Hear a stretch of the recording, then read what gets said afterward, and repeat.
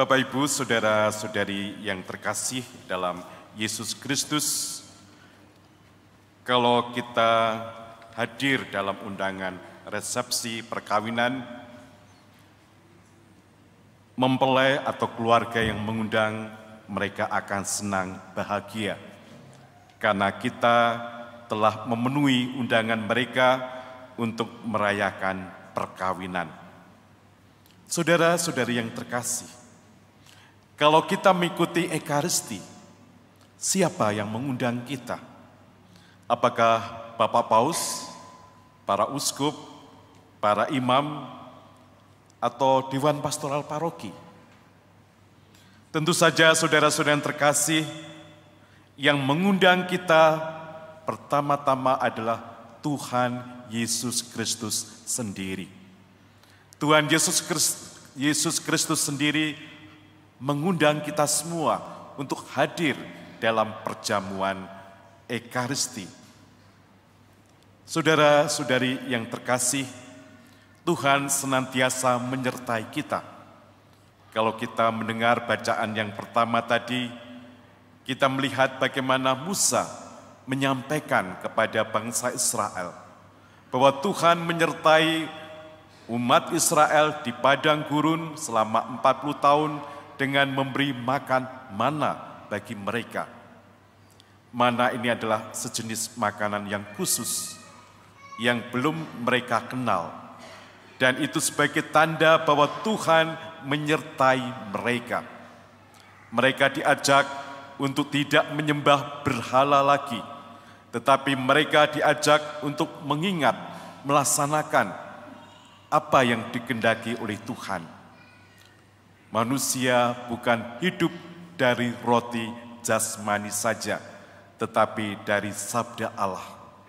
Begitulah saudara-saudara yang terkasih yang mau diungkapkan melalui mana yang diberikan Tuhan kepada bangsa Israel. Dan hal ini juga kita hayati setiap kali kita merayakan Ekaristi.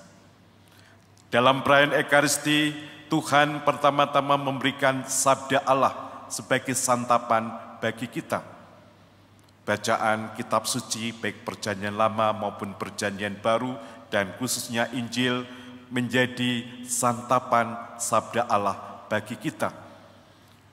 Ketika hati kita merasa kekeringan di padang gurun dunia ini, kita menerima kesejukan, kekuatan, peneguhan dari sabda Allah yang memberikan kepada kita kekuatan, memberikan pedoman bagi kita untuk hidup lebih baik lagi. Dan terutama saudara-saudara yang terkasih, dalam perayaan Ekaristi, Tuhan tidak hanya memberikan santapan sabda Allah, tetapi memberikan dirinya melalui tubuh dan darahnya. Paus Yohanes Paulus II, Santo, dia mengatakan bagi kita semua, kalau kita menyantap hosti, kita tidak hanya melihat unsur jasmaniah melulu di dalam hosti tersebut, tetapi kita harus melihat bahwa hosti itu sudah menjadi tubuh Kristus sendiri. Hal ini terjadi melalui doa syukur agung. Di situ kita merayakan transubstansi, di mana roti dan anggur berubah menjadi tubuh dan darahnya. Dan inilah kehendak Tuhan Yesus Kristus sejak perjamuan terakhir, di mana Dia mengajak para muridnya untuk mengenangkan Dia dengan menyambut tubuh dan darahnya. Saudara-saudari yang terkasih, banyak sekali mujizat-mujizat Ekaristi. Kalau kita googling, kita melihat mujizat Ekaristi, banyak sekali. Sampai tahun 2013 dan juga selanjutnya ada berbagai mujizat. Kita melihat salah satu di Polandia, di mana ada hosti yang jatuh. Dan hosti jatuh tadi diletakkan dalam suatu wadah. Dan ternyata dalam wadah itu ada airnya, kemudian di situ ada darahnya. Dan setelah diteliti oleh tim peneliti, kita melihat bahwa itu benar-benar darah manusia. Dan ada berbagai mujizat yang lain yang menunjukkan bahwa yang kita santap sungguh-sungguh adalah tubuh dan darah Yesus. Maka saudara-saudari yang terkasih, kita diajak untuk melihat kembali, merefleksi diri kita. Karena Tuhan memberikan dirinya, memberikan tubuh dan darahnya, supaya kita menerima warisan hidup yang kekal. Tadi di dalam bacaan Injil dikatakan, "Akulah roti hidup yang telah turun dari surga.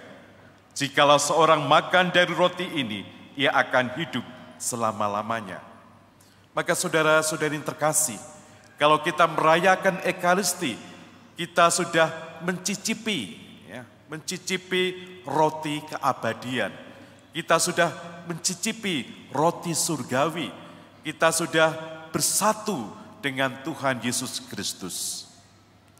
Maka berbahagialah kita semua, saudara-saudara terkasih, kita bersukacita karena mendapat anugerah, boleh mengalami persatuan dengan Tuhan Yesus. Oleh karena itu, maka kita diajak untuk mengalami perubahan, transformasi, agar perayaan Ekaristi bukan hanya sekedar rutinitas belaka, tetapi sungguh-sungguh harus kita hayati sebagai suatu perjumpaan yang mesra dengan Tuhan Yesus, yang apa saudara-saudara terkasih, yang mengampuni dosa-dosa kita. Setiap kali kita merayakan Ekaristi, kita mohon maaf, minta ampun pada Tuhan, dan Tuhan menerima. Setelah mengampuni dosa-dosa, Tuhan Yesus menyegarkan kita, menguatkan kita dengan sabdanya. Dan akhirnya Dia rela bersatu untuk apa? Untuk menyembuhkan. Saudara-saudara yang terkasih, dalam Ekaristi Tuhan menyembuhkan kita. Kalau kita mempersiapkan diri dengan baik, kita mau menyerahkan diri, segala pergulatan hidup kita, Tuhan datang mengutuhkan kita. Dari hati kita yang terpecah-pecah, hati kita yang rapuh akan diutuhkan oleh Tuhan. Hati kita yang dilukai akan disembuhkan oleh Tuhan sendiri. Maka kita datang dengan rendah hati kepada Tuhan Yesus, karena Dia mencurahkan rahmat kesembuhan bagi kita. Mereka yang khawatir, mereka yang gelisah, kalau kita sungguh-sungguh berserah diri pada Tuhan, Tuhan akan memberikan kelegaan, memberikan kedamaian karena sudah bersatu dengannya. Kalau kita mengalami berbagai sakit hati, mungkin kita dilukai, kita merasa sakit hati, kalau kita serahkan sakit hati itu kepada Tuhan, kita dibebaskan, kita diberikan damai, diberikan kekuatan untuk bisa mengampuni orang-orang yang bersalah kepada kita. Maka saudara-saudara yang terkasih, perjamuan Ekaristi adalah perjamuan yang menyatukan. Setelah kita bersatu dengan Tuhan Yesus, kita juga bersatu sebagai satu tubuh. Maka saudara-saudara yang terkasih, sebagai satu tubuh, kita diajak untuk saling melayani satu sama lain. Dengan merayakan Ekaristi, Tuhan mengobarkan cinta di dalam hati kita. Supaya apa? Supaya kita dapat mewartakan cinta kasih di dalam kehidupan kita sehari-hari. Baik di dalam keluarga kita masing-masing, di dalam lingkungan masing-masing, di paroki kita, dan juga di dalam karya kita di dalam masyarakat. Mari saudara-saudara terkasih, kita hayati kehadiran Tuhan Yesus dalam Ekaristi yang memberikan kekuatan, penyembuhan, dan mengutus kita untuk menjadi saksi-saksinya. Jalan-jalan, bawa roti, juga beli cukup makanan. Mari merayakan Ekaristi, persiapkan diri dengan penuh kerinduan. Tuhan memberkati kita semuanya.